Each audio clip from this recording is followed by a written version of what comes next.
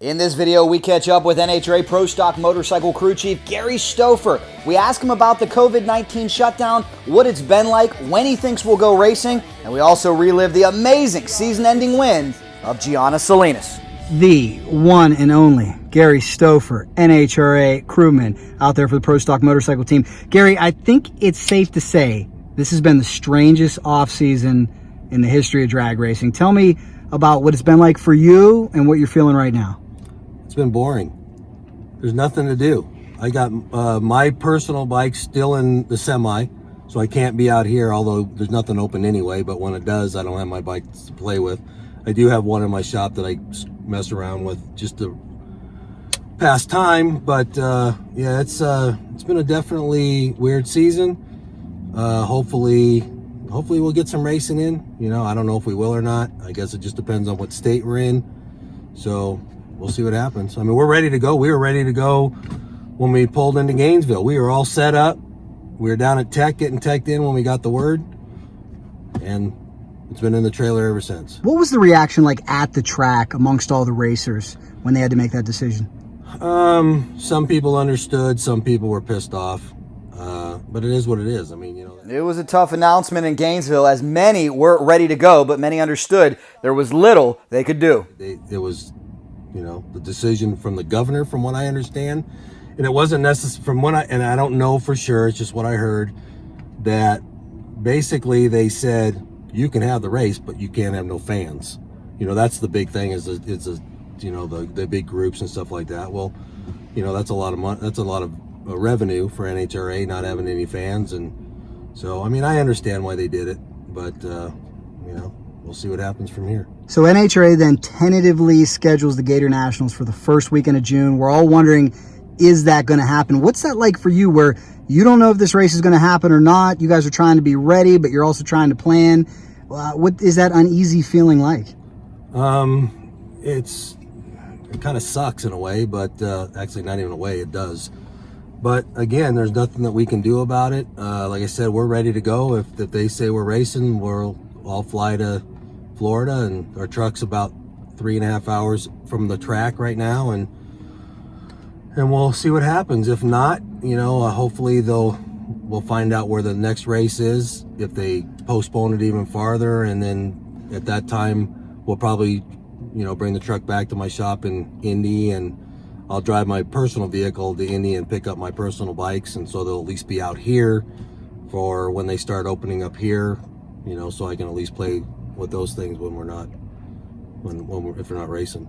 And looking for a silver lining here, could a condensed season favor some of the less heavily funded teams, some of the underdogs out there, if it wasn't quite as long of a season, if there wasn't as much time in between? Is that something that could help some of the guys and girls in the back of the pack? I believe so. If they got fast bikes, I believe so, because obviously you got breakage. The problem with the less funded people is not having an arsenal of engines. So if we do 4 races in a row, 5 races or whatever, it's going to depend on dependability and how people run their stuff. You know, when you have time off, everybody's on kill. You know, they're getting everything they can on the bikes. If they break some, you know, a motor or two or whatever, you know, they usually got the backup, and then they can go back and fix all their stuff. If you do that in a 4 or 5 week in a row deal, I mean, you're going to go to a next race and you're either going to beg, borrow, or steal an engine, or you missed a race because you don't got a motor. You know, Karen and I, when we came back in 15, the 15, 16, 17, and 18, we only had 1 engine. That's it. We ran all year with 1 engine. And I did have access to a backup motor. I didn't own it, but you know, fortunately, you know, we never had to use it. But that's going to be, you know, you get especially multi-bike teams. You know, there's some that has, you know, a lot of backup motors. I know Harley does, Smiths do. You know, Jerry's team that Karen rides for, you know, they've got, you know, at least 1 backup per motorcycle. But, you know, that's still, you know, of course, not every bike breaks at one time. So, you put all the motors together and you run what you got, whatever you need. But still, that's going to be the most difficult thing. There's rumors swirling.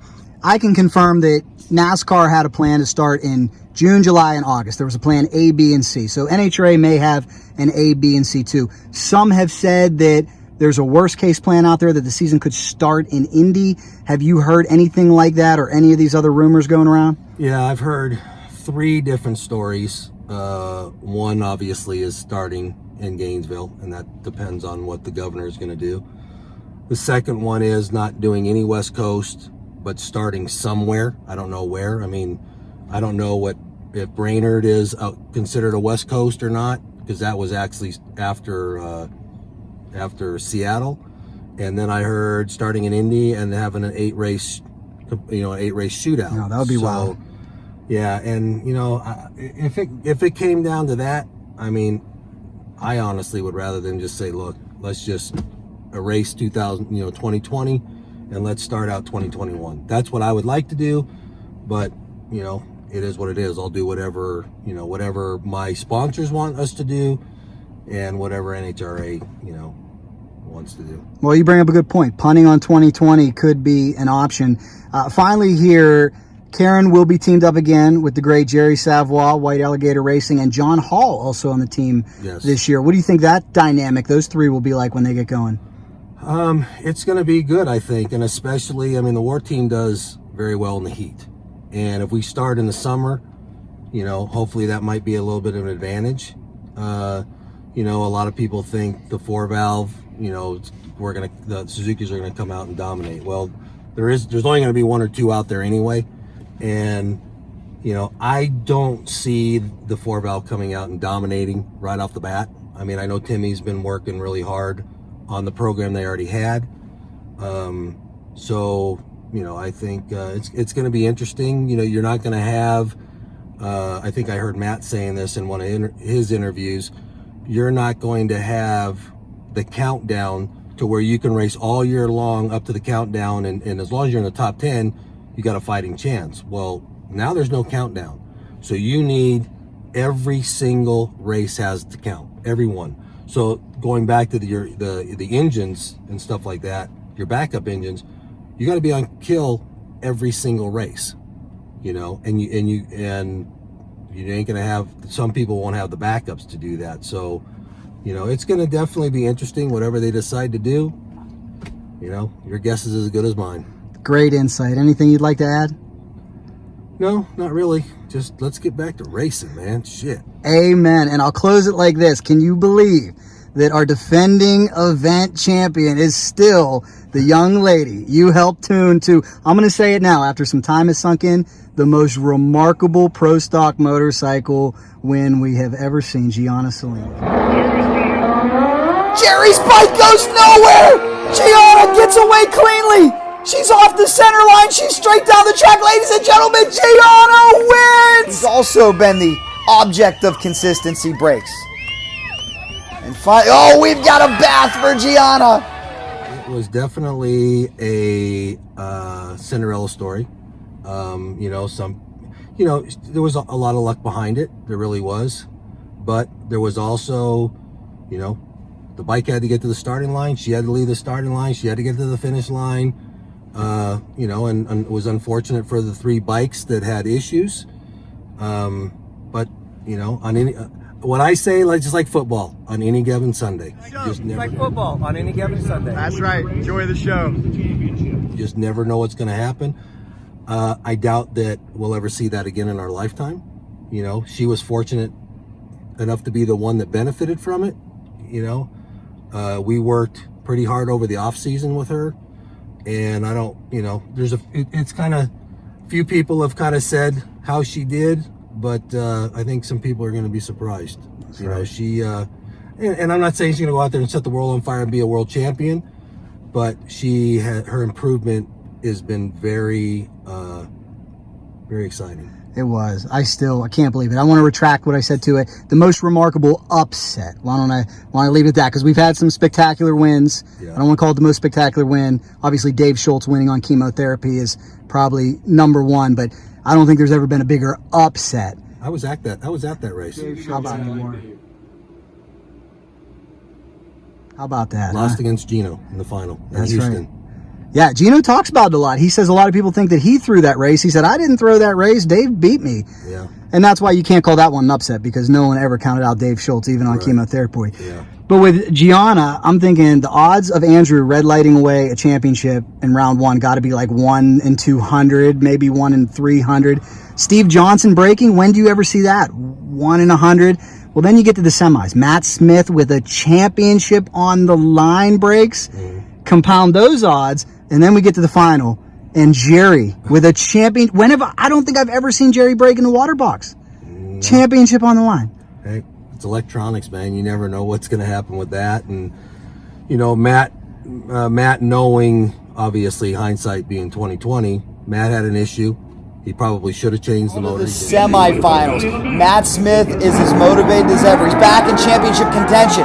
Matt Smith, wait a minute! Matt Smith's motorcycle shuts off. Are you for real? Gianna just takes Matt Smith out of championship contention. This is unbelievable. The number 13 qualifier beats the defending champ. Let this be evidence of two statements I want you to remember. Number one, you never know what will happen in drag racing. And number two, you never know what will happen on the CycleDrag YouTube channel. Absolutely astonishing. I think a lot of it, and I'm not saying that they thought that they had it in the bag, but, maybe they did, maybe they didn't. Steve, unfortunately, you're running on the ragged edge, and for whatever reason, he blew a motor up. And, Drew, he actually didn't red light as far as leaving early. He backed out of the beam. Red light, Hines! Are you kidding me? Hines red lights! Wow! Gianna gets the win! And he's done that before, and he was pretty upset about it. He might have to change something so that doesn't happen again. I don't know, but when we woke up Sunday morning, the racing god says that girl's going to win. I don't know how she's going to win yet, but she's going to win the race. And that's just what happened, It was wild. What a great story we're all part of. Well, I can't wait to get going again.